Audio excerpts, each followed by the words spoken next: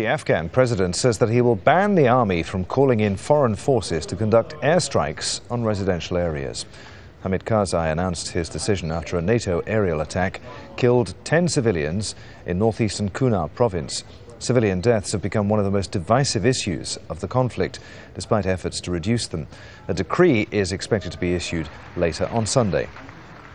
I will issue a decree tomorrow that no Afghan security forces under any circumstances can ask for foreign planes to carry out operations on our homes and villages.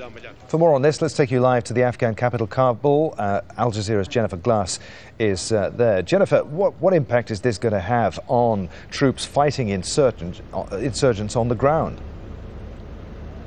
Well, it's really unclear what the scope of this impact will have. The decree is expected to say, as you just heard Hamid Karzai say, that Afghan forces will not be allowed to call in airstrikes on Afghan homes or Afghan villages. It's unclear. I've spoke to NATO officials, and it's unclear exactly how many airstrikes the Afghans do call in. There are increasingly joint operations now. The Afghans are in charge of more than, or in the lead for security in more than 70% of the country. But in the more remote areas, sometimes airstrikes are really a key element to helping them move forward or to get support where the roads are very difficult. And of course, this is a key year for Afghanistan. In 2013, Afghan forces will take the lead in security across the country, and they do not really have a substantive air force of their own. They rely very heavily on NATO air supply. So it's really unclear as we move forward, as the transition continues here,